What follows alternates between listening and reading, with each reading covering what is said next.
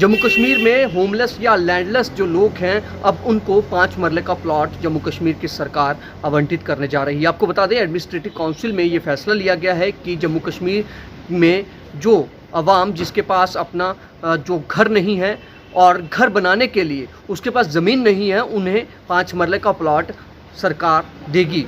आपको बता दें ये वो लोग हैं जिनका नाम ऑलरेडी प्रधानमंत्री आवास योजना की बेनिफिशियरी लिस्ट में था लेकिन उनके पास ज़मीन नहीं थी, वो उसका फ़ायदा नहीं ले सके। ऐसे में सरकार ने एक एडमिनिस्ट्रेटिव काउंसिल में एक फ़ैसला लिया और कहा कि अब हम इनको 5 मरले का प्लॉट जो है सरकार मुहैया करवाएगी ताकि ये अपने रहने के लिए घर बना सके। फिलहाल आपको बता दें जम्मू कश्मीर सरकार ने जो आंकड़ा दिया है वो करीब 2800 के आसपास बेनिफिशरीज लिस्ट में जो नाम हैं उनको ये घर के लिए ज़मीन आवंटित की जाएगी। लेकिन अब इस खबर के बाद आपको बता दें, खबर तो सबने बता दी, कईयों ने इसका समर्थन भी किया, कईयों ने सवाल भी खड़े किए। अब सबसे पहले बात करेंगे उन लोगों की जिन्होंने ट्विटर पर सरकार के इस फैसले पर कई सवाल खड़े किए हैं, क्योंकि सरकार का ये जो फैसला है ये कोई ऐसा नहीं है कि ये वन टाइम फैसला है, क्योंकि ये आने वाले समय में भी इस फैसले पर उन लोगों को जो यहाँ पर जम्मू कश्मीर में रह रहे हैं, जो होमलेस हैं, जिनके पास ज़मीन नहीं है घर बनाने के लिए, PMAY के तहत तो वो आते हैं लेकिन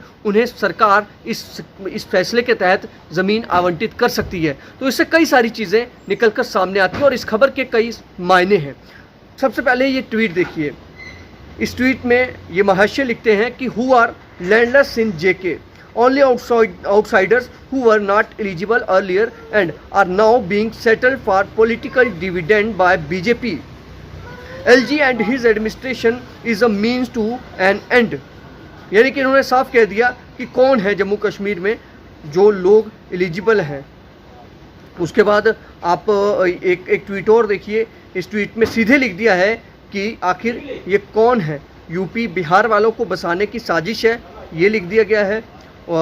उसके बाद ये भी लिखा गया है कि प्लॉट्स जो हैं वो should be in Kashmir province only because Jammu is our populated.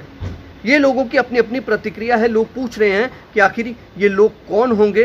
ठीक है, अगर फिलहाल जो हमारे सूत्र बता रहे हैं, जो हमने अधिकारियों से बात करी, वो कह रहे हैं कि ये जो लोग हैं ये 2800 के करीब जो आंकड़ा सरकार ने बताया, ये वो लोग हैं जो जम्मू कश्मीर के ही हैं, पुराने जम्मू कश्मीर के हैं। लेकिन जो जम्मू कश्मीर यूटी में रहने वाले हैं, यहाँ की नागरिकता जिनको मिल गई है, जो डोमिसाइल हैं यहाँ के, उनको भी अब इस स्कीम का फ़ायदा जो है वो मिलेगा। लोगों का ये कहना है कि सरकार इस पर क्लैरिफाई करे। हालांकि इस मामले में लोगों ने रोहिंग्या को लेकर भी सरकार को घेरा है। लोग लिख रहे हैं, लोगों ने ट्वीट किया है अपने रिप्लाई में, जो ट्वीट पर जो रिप्लाई किया उन्होंने कहा कि hope land is not allotted to Rohingya and Bangladeshis, क्योंकि यहाँ पर जम्मू कश्मीर में रोहिंग्या और बांग्लादेशी भी रह रहे हैं। वो मुद्दा एक बहुत बड़ा मुद्दा था लेकिन आज उसे ठंडे बस्ते में डाल दिया गया है। चाहे वो BJP की सरकार केंद्र में क्यों ना हो और जम्मू कश्मीर में LG मनोज सिन्हा का राज क्यों ना हो, आज रोहिंग्या और बांग्लादेशी की बात कोई नहीं करता है, जबकि BJP इस मुद्दे को बड़ी प्रमुखता से उठाती थी।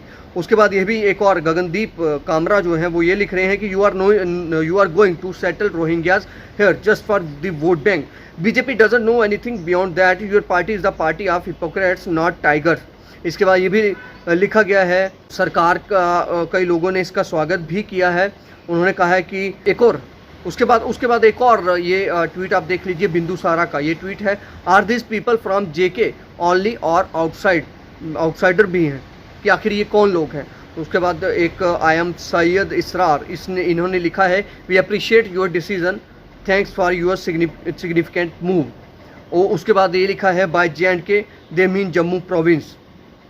ये जो चीज़ें हैं, ये जो बातें हैं, लोगों के सवाल हैं, लोग पूछ रहे हैं कि आखिर ये कौन लोग होंगे। क्या जिस तरह से अब इस फैसले को हरी झंडी दे दी गई है, इस निर्णय को, जो ये निर्णय लिया गया एडमिनिस्ट्रेटिव काउंसिल में, जम्मू कश्मीर यूटी की जो एडमिनिस्ट्रेटिव काउंसिल की जो बैठक हुई उसमें ये जो निर्णय लिया गया, ये आखिर आने वाले समय में बाकी लोगों के लिए भी होगा। सरकार को एक श्वेत पत्र या सरकार को एक क्लैरिफिकेशन ज़रूर देनी चाहिए कि आखिर ये फ़ायदा किन किन लोगों को होगा और क्या सिर्फ ये 2800 लोगों तक ही सीमित रहेगा, या फिर उसके बाद जो आगे आने वाले समय में जो लोग ऐसे होंगे जिनके पास यहाँ पर रहने के लिए, घर बनाने के लिए ज़मीन नहीं है, घर नहीं है, उनको भी PMAY के तहत ये घर दिए जाए, ये ज़मीन जो है वो अलॉट की जाएगी। और अगर की जाएगी तो क्या वो उन डोमिसाइल को जो जम्मू कश्मीर के बाहरी राज्यों से यहाँ पर आकर बस गए हैं, क्या उनको भी दी जाएगी।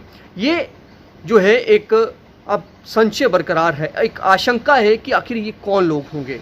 2800 की बात आप छोड़ दीजिए, क्या उसके बाद उन लोगों को बसाने की सरकार की पूरी एक प्लानिंग चल रही है? उन लोगों को जो यहाँ पर जम्मू कश्मीर में रह रहे हैं, बाहरी राज्यों से आकर बसे हुए हैं, उनको सरकार पूरी तरह से मदद करेगी। पीएमएवाई के तहत उनको 5 मरले का प्लॉट देगी और फिर उस प्लॉट पर वो अपना घर बना सकेंगे। क्या ऐसा कुछ चल रहा है? सरकार को ये चीज़ें क्लियर करना बेहद ज़रूरी है। हालाँकि जो जम्मू कश्मीर के राज्य के जो लोग हैं, जम्मू कश्मीर राज्य के उस समय, उस वक्त के राज्य के जो लोग हैं, उनको जो ये प्लॉट मिल रहे हैं, ये एक बहुत सराहनीय कदम है, क्योंकि कई लोग जम्मू कश्मीर में हैं, इतनी ज़्यादा तादाद नहीं है जितनी कि बाहर के लोगों की यहाँ पर हो चुकी है। यहाँ पर कुछ चंद लोग हैं जिनके पास अपनी ज़मीन नहीं होगी और वो पीएमएवाई के तहत अपना घर नहीं बना पाया। वो 2800 के करीब लोग हैं और ये पूरे जम्मू कश्मीर का डाटा है, वो डाटा सामने है। लेकिन जो बाहर से आए हुए यहाँ पर लोग बसे हुए हैं, उनका आंकड़ा जो है वो हमें लगता है कि इस वक्त लाखों तक जो है वो पहुँच चुका है।